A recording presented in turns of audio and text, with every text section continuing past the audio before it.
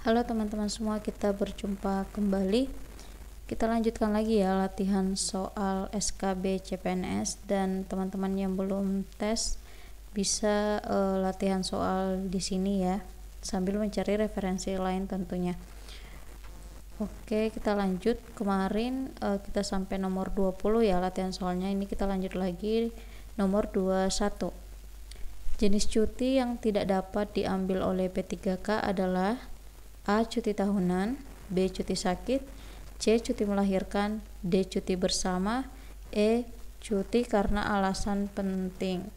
Jawabannya adalah E. Cuti karena alasan penting. Jadi untuk cuti P3K itu bisa dilihat di PP nomor 49 tahun 2018 tentang manajemen P3K ya teman-teman, bahwa P3K itu cuma boleh ngambil cuti tahunan, cuti sakit, cuti melahirkan, dan cuti bersama. Jadi jenis cuti yang tidak dapat diambil oleh P3K itu adalah cuti karena alasan penting. Jadi jawabannya E.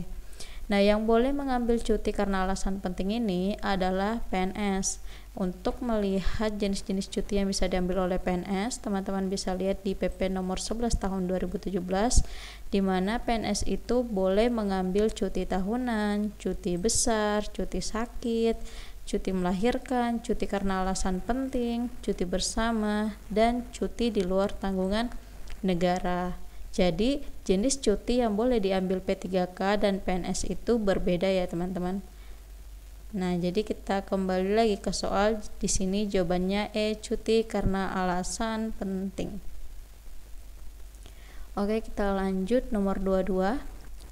Transparansi Internasional Indonesia mendefinisikan Island of Integrity sebagai konsep kepulauan yang bisa bermakna institusi pemerintah atau badan pemerintahan yang memiliki dan menerapkan konsepsi sistem integritas nasional atau National Integrity System, sehingga kewibawaan dan integritas institusi tersebut mampu mewujudkan transparansi, akuntabilitas, dan membuka ruang partisipasi masyarakat secara luas, sehingga senantiasa terjaga dari praktek KKN dan praktek tercela lainnya. Konsep Island of Integrity mulai diterapkan oleh pemerintah melalui program A. Wilayah bebas korupsi, B. WBK dan WBBM, C. Zona integritas, D. Wilayah birokrasi bersih dan melayani, E. Island of Excellence. Jawabannya adalah C. Zona integritas. Nah, untuk zona integritas ini merupakan kepanjangan dari ZI ya, zona integritas. Ini merupakan salah satu program pemerintah di mana instansi pemerintah yang dipimpin dan yang pimpinan dan jajarannya telah berkomitmen untuk mewujudkan wilayah bebas dari korupsi atau WBK. Wilayah bebas korupsi atau wilayah birokrasi bersih dan melayani atau WBBM melalui reformasi birokrasi, khususnya dalam hal mewujudkan pemerintahan yang bersih dan akuntabel serta pelayanan publik yang prima. Jadi WBK dan WBBM ini merupakan predikat ya yang bisa didapatkan jika suatu instansi pemerintah menerapkan zona integritas. Ini bisa dilihat di Permenpan nomor 90 tahun 2021. Jadi jawabannya adalah C ya. Istilah konsep Island of Integrity ini diterapkan pemerintah melalui program zona integritas. Oke, kita lanjut. Nomor 23, instansi pembina jabatan fungsional analis SDM aparatur dan Pranata SDM aparatur adalah A. Kementerian Pertanian, B. BKN, C. Kementerian Keuangan, D. Kementerian Dalam Negeri, E. BIN, Badan Intelijen Negara. Oke, jawabannya adalah B. BKN. Jadi perlu teman-teman ketahui bahwa setiap jabatan fungsional itu ada instansi pembinanya ya, termasuk teman-teman yang mendaftar analis SDM aparatur, Pranata SDM aparatur, asesor, dan lain-lain. Semua yang berhubungan dengan kepegawaian itu instansi pembinanya adalah BKN. Kalau jabatan fungsionalnya berhubungan dengan keuangan, ya instansi pembinanya Kementerian Keuangan. Kalau berhubungan dengan pertanian, ya instansi pembinanya adalah Kementerian Pertanian. Nah, berhubung di sini yang ditanyakan adalah jabatan fungsional analis SDM dan Pranata SDM, maka instansi pembinanya adalah BKN. Seperti itu ya teman-teman. Jadi jawabannya B. Oke, lanjut nomor 24. Instansi pembina memiliki tugas antara lain kecuali A. Menyusun pedoman formasi JF, B. Menyusun standar kompetensi JF, C. Menyusun kurikulum pelatihan JF, D. Memberhentikan JF, E. Menyelenggarakan pelatihan JF. JF ini jabatan fungsional ya. Oke, jawabannya adalah D. Memberhentikan JF. Jadi instansi pembina tidak bertugas untuk memberhentikan JF. Yang memberhentikan JF ini bisa dari PPK ya. Jadi yang memberhentikan JF itu PPK, bukan instansi pembina. Nah, ini bisa dilihat di PP 11 tahun 2017 di mana sudah dijelaskan bahwa instansi pembina memiliki tugas sebagai berikut. Menyusun pedoman formasi JF ada ya.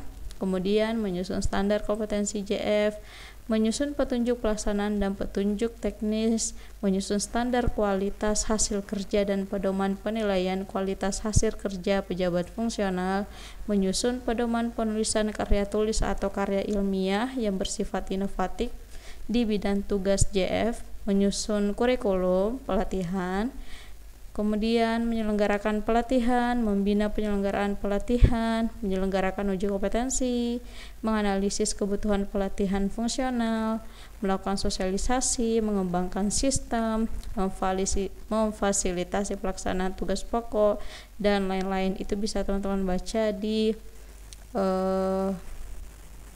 PP nomor 11 tahun 2017. Ya, di sini karena dia yang ditanyakan adalah kecuali, berarti yang bukan merupakan tugas dari instansi pembina, yaitu jawabannya adalah D, memberhentikan JF. Karena yang memberhentikan JF itu adalah PPK. Oke, kita lanjut ya. Nomor 25.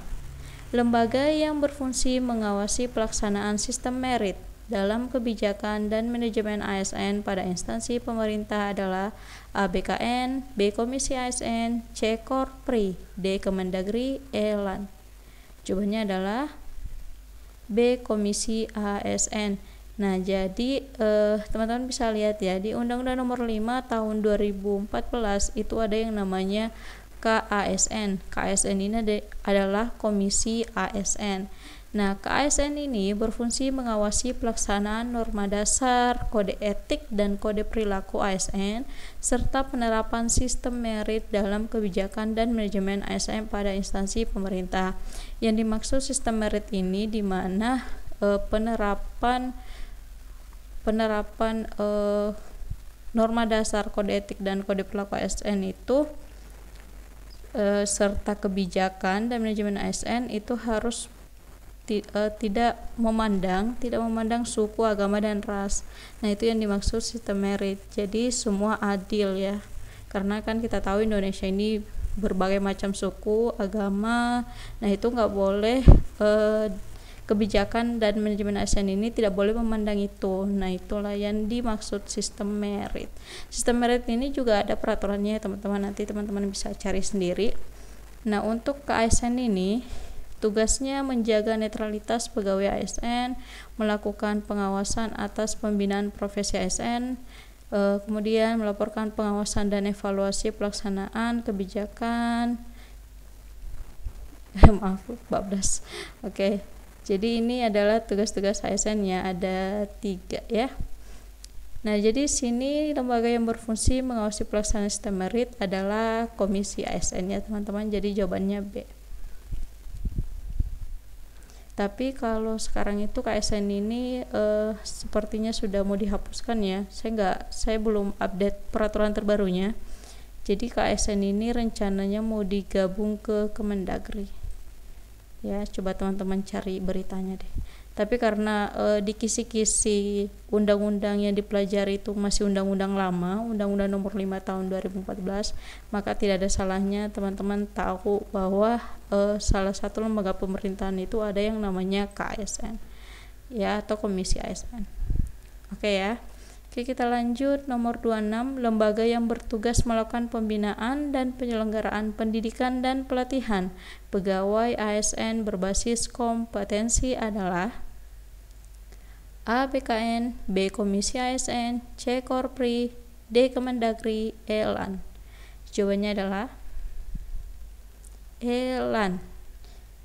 LAN ini lembaga administrasi negara ya teman-teman. LAN ini mempunyai tugas meneliti, mengkaji, dan melakukan inovasi manajemen ASN, kemudian membina dan menyelenggarakan pendidikan dan pelatihan pegawai ASN berbasis kompetensi, dan seterusnya. Ini teman-teman bisa baca di Undang-Undang Nomor 5 Tahun 2014. Jadi selain Komisi ASN, ada juga lembaga yang namanya LAN atau lembaga administrasi negara yang memang mereka itu bertugas di lingkup pendidikan dan pelatihan pegawai. Nah, itu biasanya dari LAN ya. Oke teman-teman, jadi kita bisa lanjut ya. Nomor 27, Anita adalah seorang P3K di salah satu instansi pemerintah.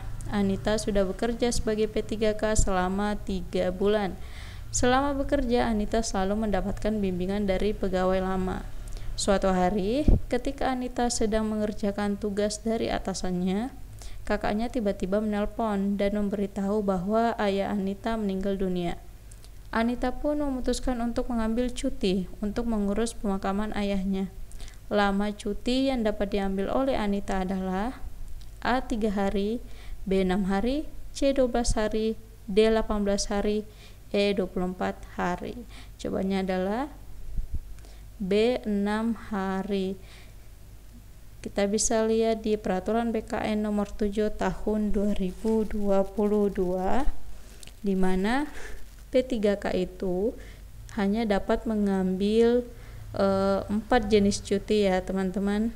Kalau semisal Anita ini PNS, Anita bisa mengambil cuti karena alasan penting, tapi karena Anita seorang P3K, maka pilihan cuti yang bisa diambil oleh Anita yaitu cuti tahunan. Jadi P3K juga berhak dapat cuti tahunan 12 hari dalam 1 tahun. Nah, tapi ada syaratnya. Untuk mendapatkan hak cuti 12 hari kerja ini, P3K harus bekerja paling sedikit 1 tahun. Sedangkan di sini Anita hanya baru bekerja selama 3 bulan. Ya. Nah, terus kita baca lagi ya. Lamanya hak atas cuti yang dimaksud pada ayat 1 berarti yang ini ya. Diberikan paling lama 12 hari kerja. Permintaan cuti tahunan dapat diberikan paling sedikit 1 hari kerja. Kita lanjut lagi di pasal 9. P3K berhak atas cuti tahunan dengan mengecualikan pasal 5 ayat 1. Pasal 5 ayat 1 ini, yang ini ya. Jadi P3K boleh mengambil cuti tahunan dengan mengabaikan pasal ayat yang satu ini jika ibu, bapak, istri atau suami, anak dan atau mertua sakit keras atau meninggal dunia. Dan yang kedua, salah seorang anggota yang meninggal dunia dan sesuai dengan ketentuan peraturan perundang-undangan yang bersangkutan harus mengurus hak-hak dari anggota keluarganya yang meninggal atau melangsungkan perkawinan pertama. Jadi P3K itu bisa mengambil cuti tahunannya jika berkaitan dengan 3 ini. Jika memang dia belum belum cukup 1 tahun masa kerja, nah itu boleh ngambil cuti tahunan kalau memang ada hal-hal urgensi ya teman-teman. Itu boleh diambil walaupun P3K itu belum bekerja selama 1 tahun.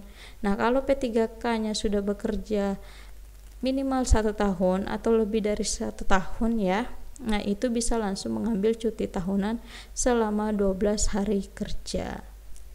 Dan lama cuti yang bisa diambil oleh P3K yang dalam kondisi urgensi seperti Anita tadi yang ayahnya meninggal itu hanya 6 hari ya teman-teman. Bisa lihat di sini lagi lanjutan dari ini ya. Lamanya hak atas cuti tahunan diberikan paling lama 6 hari kerja. Dalam hal P3K telah bekerja paling sedikit 1 tahun secara terus-menerus dan telah mengambil cuti tahunan karena alasan sebagaimana dimaksud ayat 1 tadi ini, yang ini ya. Cuti dimaksud mengurangi cuti tahunan yang bersangkutan. Nah, jadi kita balik lagi ke soal. Kalau Anita sudah mengambil cuti 6 hari ya, karena ayahnya meninggal, itu akan mengurangi jatah cuti tahunannya Anita. Jadi kalau sudah diambil 6 hari berarti sisa cuti Anita nantinya ketika ia sudah bekerja paling sedikit 1 tahun, Anita cuma bisa mengambil 6 hari aja ya, karena sebelumnya sudah diambil untuk mengurus pemakaman ayahnya. Seperti itu ya. Semoga teman-teman bisa memahami penjelasan saya. Kalau memang enggak, nanti tulis saja di kolom komentar. Kalau saya ada waktu saya jawab ya, tapi kalau memang saya enggak ada waktu ya mohon maaf. Nah, ini sudah saya paparkan juga. Kalau teman-teman mau baca peraturannya bisa lihat di peraturan BKN nomor 7 tahun 2022. Oke teman-teman, kita lanjut ya. Nomor 28, jika seorang ASN telah bekerja minimal 1 tahun, maka ia berhak mendapatkan cuti. Lamanya cuti yang berhak didapatkan oleh seorang ASN selama 1 tahun adalah, ini gampang ya, 12 hari kerja. Cuti terdiri atas cuti tahunan, cuti besar, cuti sakit, cuti melahirkan, cuti karena alasan penting, cuti bersama, dan cuti di luar tanggungan negara. Nah, untuk 12 hari kerja ini berlaku untuk cuti tahunan ya. Kemudian PNS dan CPNS yang telah bekerja paling kurang 1 tahun secara terus-menerus berhak atas cuti tahunan. Lamanya hak atas cuti tahunan adalah 12 hari kerja. Jadi jawabannya A. Oke, nomor 29. Oh, masih ada lanjutannya ya. Hak atas cuti tahunan yang tidak digunakan. Oh iya, cuti tahunan itu ada beberapa jenis ya yang bisa diambil. Jika teman-teman bekerja sebagai ASN dan minimal 1 tahun, teman-teman bisa ngambil cuti tahunan. Lama cuti tahunan yang teman-teman bisa ambil itu 12 hari. 12 hari kerja ya. 12 hari kerja. Nah, kalau teman-teman nggak ngambil cuti di sini, nah teman-teman nanti ketika tahun berikutnya teman-teman bisa ngambil cuti lagi 12 plus 6 hari. Nah, 6 hari berarti totalnya 18 hari. Nah, kalau di tahun ini teman-teman nggak ngambil cuti lagi, di tahun berikutnya teman-teman bisa ngambil cuti 24 hari. Nah, kalau masih teman-teman nggak ngambil ini, nanti teman-teman bisa mengambil cuti besar, tapi untuk di cuti besar ini minimal 5 tahun ya. 5 tahun teman-teman nggak ngambil cuti, nah teman-teman bisa ngambil cuti besar selama 3 bulan. Seperti itu ya. Nah, teman-teman bisa lihat di sini hak atas cuti tahunan yang tidak digunakan dalam tahun yang bersangkutan dapat digunakan tahun berikutnya paling lama 18 hari kerja. Ini sudah termasuk cuti tahunan dalam tahun berjalan. Kemudian hak atas cuti tahunan yang tidak digunakan 2 tahun atau lebih berturut-turut dapat digunakan dalam tahun berikutnya untuk paling lama 24 hari kerja, termasuk hak atas cuti tahunan dalam tahun berjalan. Seperti itu ya. Sama seperti yang saya contohkan tadi, misal teman-teman terangkat 2025, teman-teman nggak ngambil selama 1 tahun penuh, di tahun 2026 bisa ngambil cuti 18 hari. Kalau masih nggak diambil, bisa ngambil cuti di 2027. Lamanya cuti yang bisa teman-teman ambil di 2027 ini ya 24 hari kerja, karena teman-teman nggak ngambil cuti selama 2 tahun berturut-turut. Seperti itu ya. Oke, jadi di sini jawabannya 12 hari kerja. Oke, kita lanjut nomor 29. PNS yang mempunyai anak berumur kurang dari 18 tahun, belum pernah kawin, dan tidak mempunyai penghasilan akan diberikan tunjangan anak sebesar 2% dari gaji pokok. Jumlah anak PNS yang mendapatkan tunjangan anak sebanyak A. 2 anak, B. 3 anak, C. 4 anak, D. 6 anak, E. 1 anak. Jawabannya adalah A. 2 anak. Ini bisa dilihat di PP nomor 7 tahun 1977, di mana pegawai negeri sipil atau PNS yang mempunyai anak atau anak angkat yang berumur kurang dari 18 tahun, belum pernah kawin, tidak mempunyai penghasilan sendiri, dan nyata menjadi tanggungannya, diberikan tunjangan anak sebesar 2% dari gaji pokok untuk tiap-tiap anak. Jadi 1 anak dapat jatah 2% dari gaji pokok teman-teman ya, kalau teman-teman jadi PNS. Nah, ini ada aturan tambahan lagi di Kepres nomor 16 tahun 1994, di mana tunjangan anak dan tunjangan beras untuk anak yang diberikan kepada pegawai negeri dibatasi hingga sebanyak-banyaknya untuk 2 orang anak. Jadi yang mendapatkan tunjangan anak PNS dan tunjangan beras itu hanya 2 orang ya teman-teman. Dalam hal pegawai, ini kita nggak usah baca ini untuk pegawai lama ya. Oke, yang ini aja. Apabila setelah tanggal tersebut jumlah anak yang peroleh tunjangan anak berkurang karena menjadi dewasa, kawin atau meninggal, pengurangan tersebut tidak dapat diganti kecuali jumlah anak menjadi kurang dari 2. Nah, ini adalah aturan di Kepres nomor 16 tahun 1994 ya. Nah, jadi teman-teman kalau mau lihat masalah tunjangan ini, teman-teman buka di PP nomor 7 tahun 1977 dan Kepres nomor 16 tahun 1994. Oke, jadi sini jawabannya 2 anak ya teman-teman, dan besaran tunjangannya itu 2% dari gaji pokok. Nah, ini informasi tambahan aja. Kalau memang tunjangan anak itu memang cuma 2 orang anak teman-teman, tapi PNS itu kan juga bisa menanggung BPJS anak-anaknya ya. Nah, BPJS kesehatan yang bisa ditanggung PNS ke anak-anaknya itu 3 orang ya, ini khusus untuk BPJS-nya. Nah, kalau semisal tunjangannya memang 2 orang anak, tapi kalau BPJS kesehatannya itu bisa 3 orang anak untuk PNS ya, seperti itu. Oke, kita lanjut ya.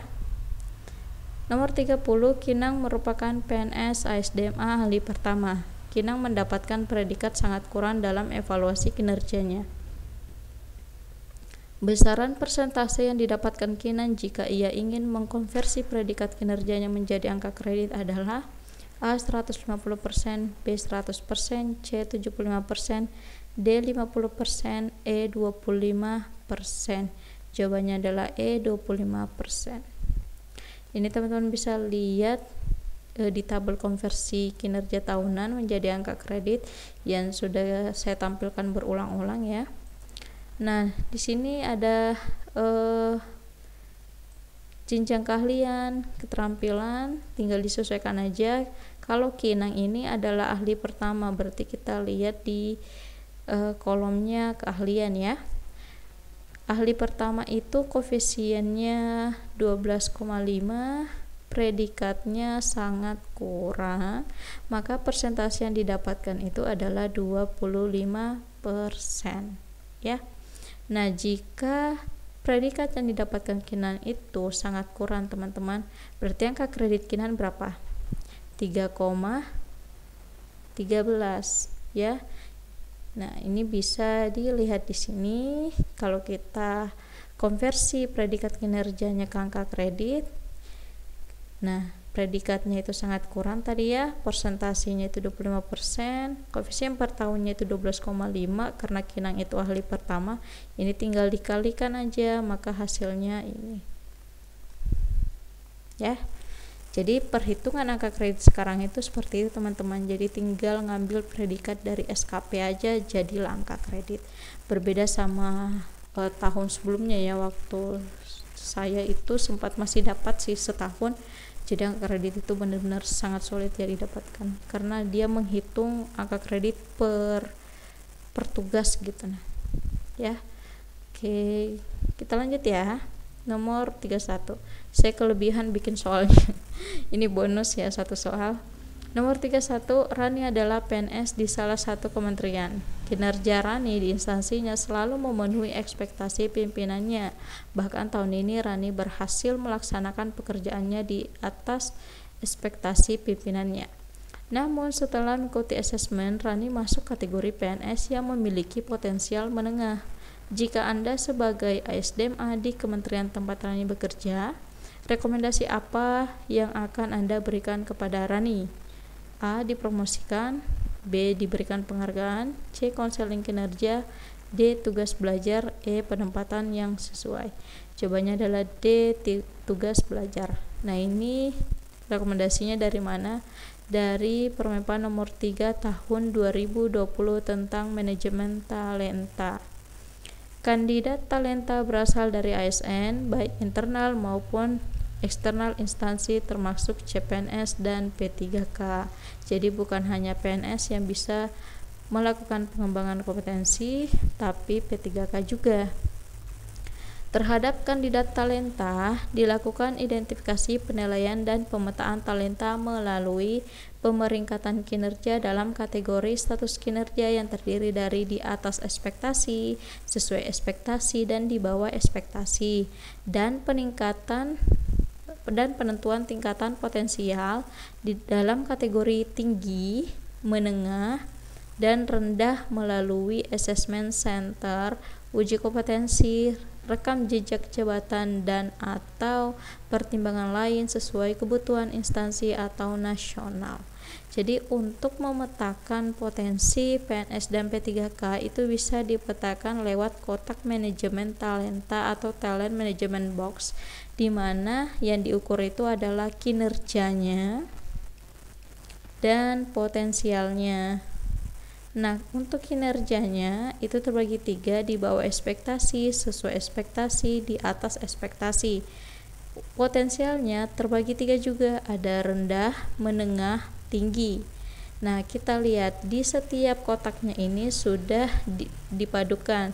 Jika kinerja di bawah ekspektasi ya dan potensial rendah. Kotak nomor 2, kinerja sesuai ekspektasi dan potensial rendah. Kotak nomor 3, kinerja di bawah ekspektasi dan potensial menengah, dan seterusnya. Ini teman-teman bisa lihat di Permenpan nomor 3 tahun 2020 tentang manajemen talenta. Kita lihat punya Rani.